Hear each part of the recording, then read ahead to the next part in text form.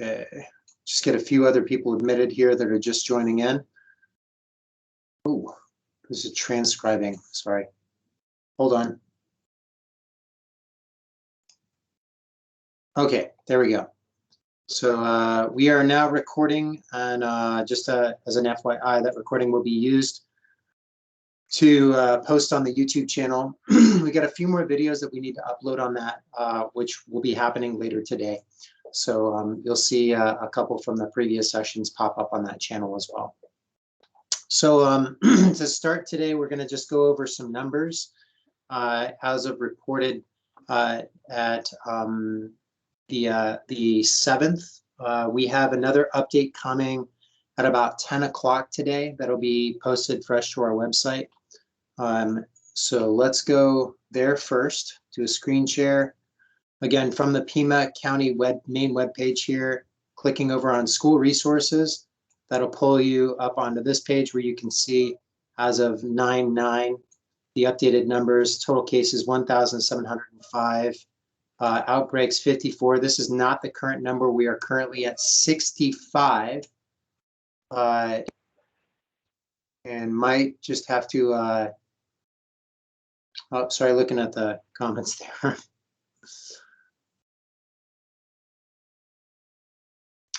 Go back here. Okay, so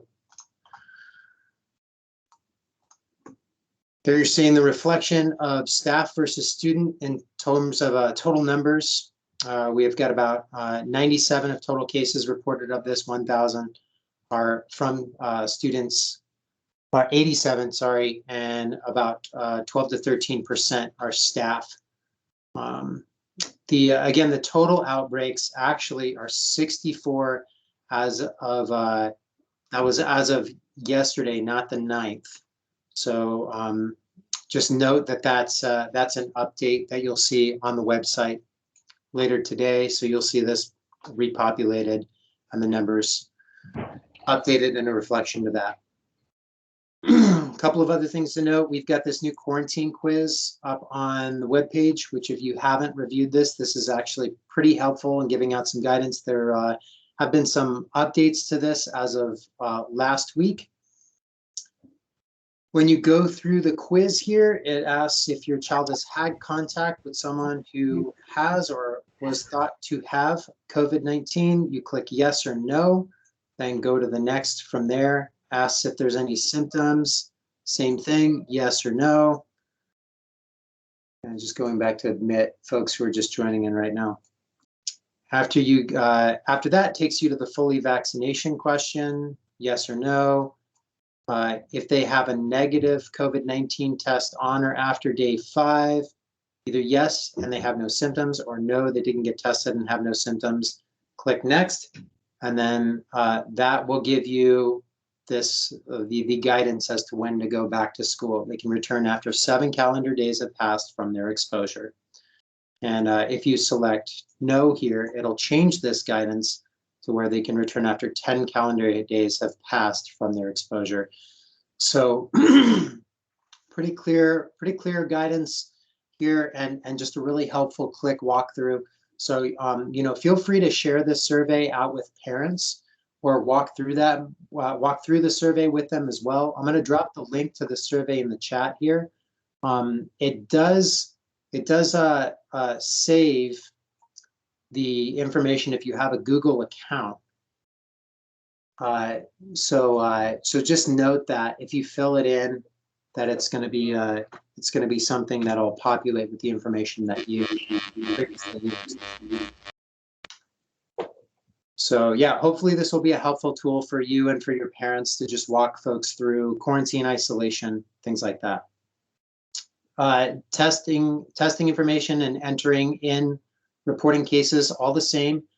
In the next 3 weeks, we're looking at a potential change on this. I will not confirm that until at least you've had 2 weeks of preparation before we do alter any kind of survey or any kind of case reporting. For now, just keep doing what you're doing on case reporting. Just know that there is a potential change coming up on that. And I will make sure that if that happens, you all have plenty of notification as to what that change will look like. And you'll have at least 2 weeks of walkthrough before we do make a change on that. The goal of the overall change is to make it much easier for outbreak investigation at your school sites. So that's the primary motivation for updating and changing a survey, because right now our outbreak investigations are taking anywhere from 20 to 30 minutes, and we'd like to get that narrowed down to less than 10 minutes to conduct an outbreak investigation with your site, because we need to be respectful of your time, and we're a little understaffed to be able to conduct as many of those as we need to for right now. So just note that that's potentially coming up. Okay. So vaccines, just a quick update on that. We're looking at the boosters and under 12. Right now, what it's looking like is mid to late October, boosters will be authorized for Pfizer for open access. Right now, boosters are available for individuals who are medically compromised. Again, mid to late October is when we're thinking the booster will be broadly available for the public. We are trying to set up as many vaccine sites as possible with your schools and with, in general, all school sites across Pima County. When we get fully staffed on that, which we had a big hiring event this last weekend, we've got another big one tomorrow. What we'll be able to do is conduct 5 sites a day, elementary, middle, and high school, to get prepared for that. We'd really like to make sure that every teacher who wants to get the booster or who maybe hasn't been vaccinated yet has an opportunity to get vaccinated with the least amount of encumbrance on transportation or access to vaccines. So we really want to try to get every single school before February of next year. So we are actively scheduling those. Margaret Perry, who's on the call with us here today, and Lisa Royale are points and leads on connecting the dots on those. I might reach out to you in your site as well to get those set up. In regards to under 12 vaccinations for Pfizer, that has now been pushed back to what looks like November. We will continue to update you all as we get more information about under 12 access to vaccinations. So just keep connected to this webinar, keep connected to this Tuesday update session. We will make sure you have lots of notice when we know that that's coming down the pipeline. Any questions related to vaccines, boosters, or case and web reviews? I did see a quick question pop in chat here. I know flu vaccine and booster can be given together. Is there guidance on how much time should be between the booster and flu shot, not given at the same time? Great question, Dr. Dertinger. The current CDC guidance says that there's no need for any kind of gap between vaccinations on flu and COVID-19. So I will see maybe Emily or Margaret, if you can, or Stu, one of you, if you can jump over really quick to the CDC website, find where that guidance is. It's on COVID vaccination and other vaccines. There's a paragraph in there that talks about not needing any gap in time between those vaccinations and administration of a COVID-19 vaccine. And then just drop either that link or that paragraph into the chat so that folks have that in writing. Question from Erica Huff. Do we have any idea on how many 12-year-olds are vaccinated in Pima County? We do, and I will see if I can pull up that data for you right now. Actually, let me show you where to find that. So if you go to the COVID-19 home, coronavirus disease and information, and I am getting this data link posted over to the school's website, so it's a lot easier to find. It'll be one click away for you all. Go to the vaccine dashboard right here, and it might take a few seconds for this to load. On this COVID-19 vaccine dashboard for Pima County, you can pull and isolate out vaccination administration by age. There's a few individuals who have managed to sneak by the under 12 administration guide, as you can see down here where that's reflected. But currently where we're at, if I go ahead and drag this over to isolate that age, there's 12 right there. It looks like we've got 9,314 vaccines administered to 12-year-olds in Pima County. 11,198 administered to 13-year-olds in Pima County. So we're moving the needle up on that, and we're hoping to get a lot more. You know, come November, we really want to see all of these age groups kind of drop into that as well. Okay, I'll drop the link to this dashboard in the chat here as well, so you can all easily find that information in case you need to share that out with parents or board members or anyone that you're currently working with, just to get more information into the hands of the public. Okay, so backtracking just a little bit here, gone through vaccines, case review.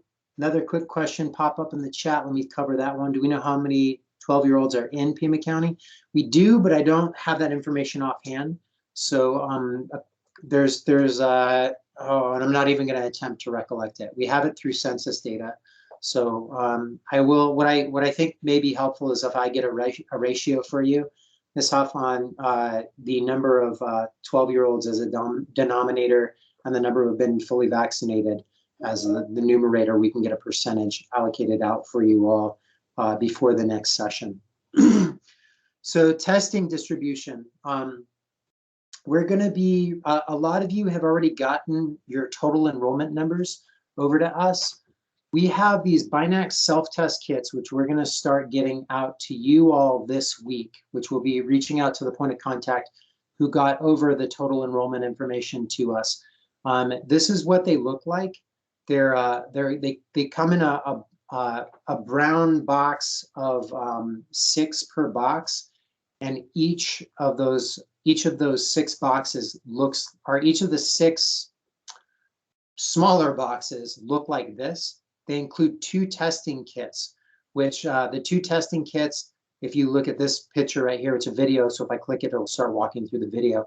They include 2 testing cards, 2 swabs, and then 2 things of solution and some directions on how to administer the test. So our plan is to get a bunch of these out to you all in the next couple of weeks. With each one of these boxes, you're going to get a sticker to attach to that box that will look like this. On this sticker, there's also a phone number that's included on this as well. So this isn't the final draft of that sticker, but essentially what will happen is if you have a smartphone of any kind, I'm sure you all know how these codes work, but I'm actually going to pull up the website for you. It takes you directly to this website, which will give you instructional videos on how to administer the test, the phone number on where to report your test, but also a link, which you see right there, that the individual who is taking the test can use to report the results back to Pima County. We also, in those directions, ask individuals to make sure to please report your case to your school site. So it'll be really helpful, I think, for you all when you get these kits. The implied consent when you receive these kits from the health department is that they are to be distributed to individuals who cannot get access to testing for various reasons. So you're really looking at trying to get these into the hands, again, of people who, for various demographic reasons, don't have access to testing. So just be really discriminatory as you can in terms of how you hand these out to your parents and families in your communities. Okay, so again, just a quick review. You'll have this box. Each box will get 1 sticker on it, and then from there you can hand those out to your families. There is no consent needed in regards to this. It's just the consent that I was talking about is the implied consent that you as a school or a local educational authority has, is that you will hand these out to families that need them, that don't have access to testing.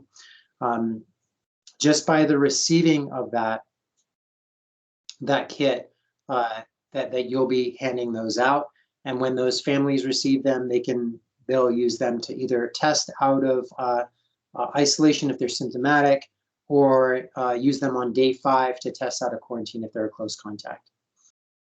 Another question here, previously, if anyone was in the working field, if they have vaccine and could be exposed to a COVID case, they did not have to quarantine. That's correct. If you're fully vaccinated, you do not have to quarantine. If so, since minors can get vaccinated if they have a direct class exposure and no symptoms, they may be in school. This is accurate, absolutely accurate. So again, if you're fully vaccinated, you are exempt from quarantine, and that's across the board. If you're fully vaccinated and you develop symptoms, we highly encourage you to take a test. If you test negative, wait till symptoms subside, you can come right back in, okay? Okay, I think that's it on my list for today. Nope, that's not it, actually. There's one other thing.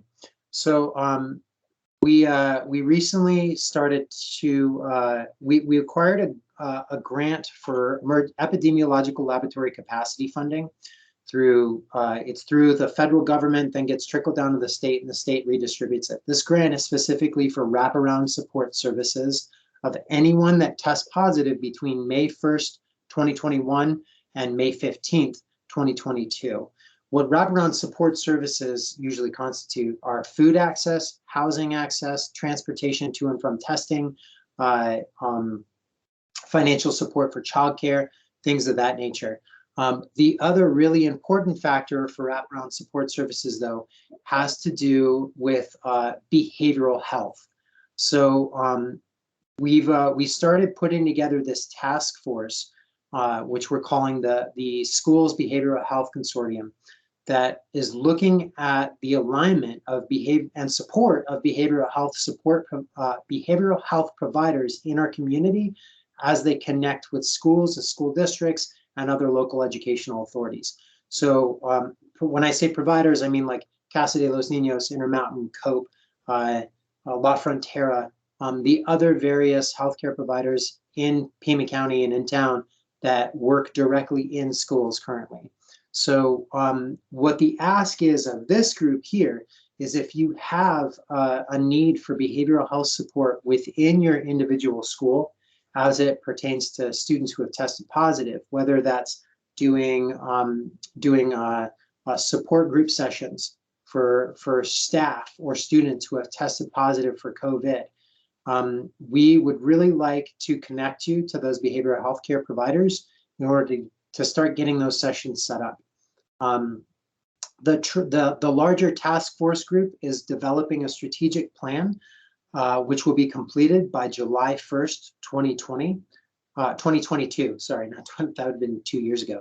And that strategic plan is going to lay the foundation for aligning behavioral health and school systems for the next 5 to 10 years in Pima County.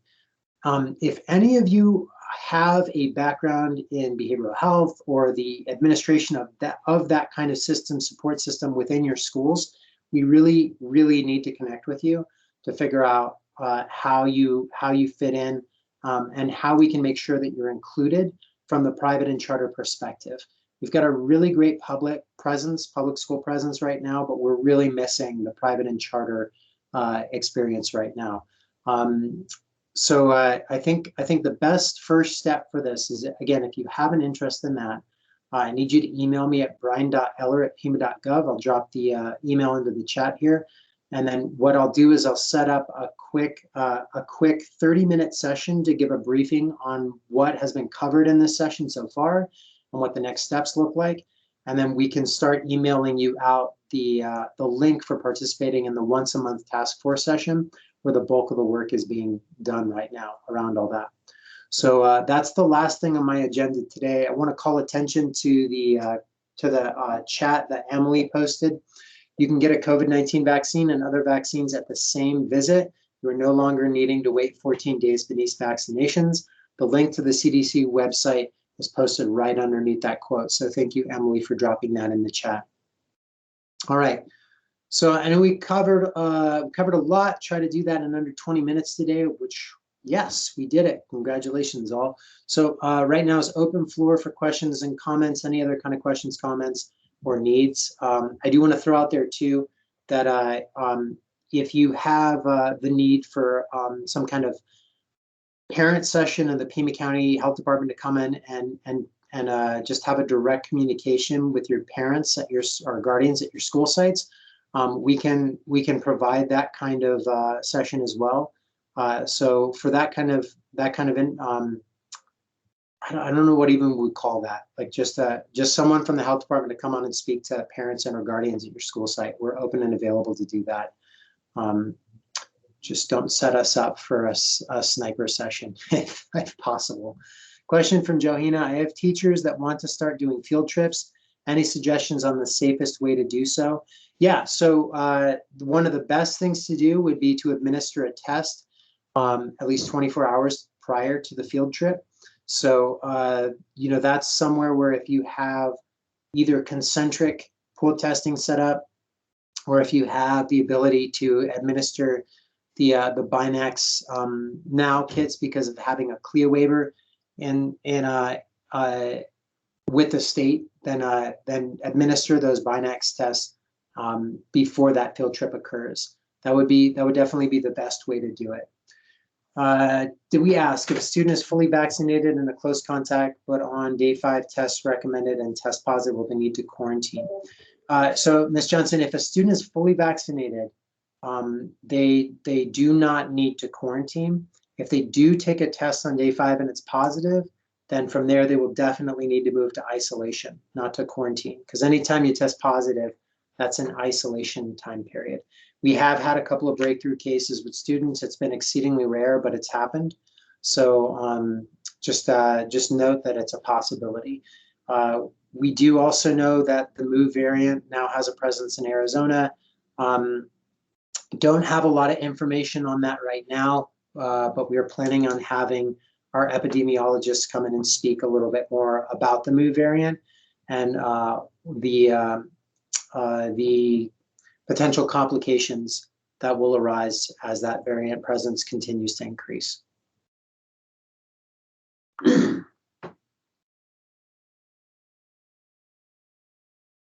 All right.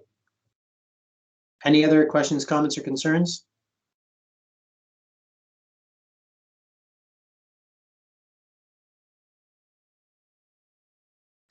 Yeah, question from Megan Joyce. Are we going to have a session on boosters? Why are they necessary? How large are the studies on boosters?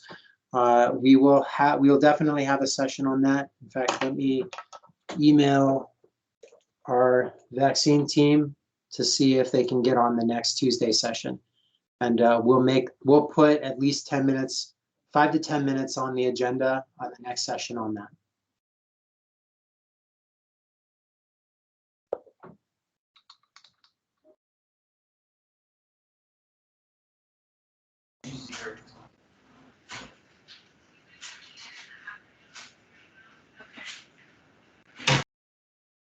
Okay.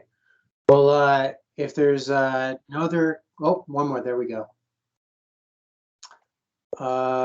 Recorded video sessions. Hold on one second. Let me post the YouTube link in the chat. So again, this is from my personal YouTube page. It is not a county communication, an official county communication channel. It's just a place where I post the videos from these sessions as they're recorded onto the website. And with that, I am going to stop recording this session.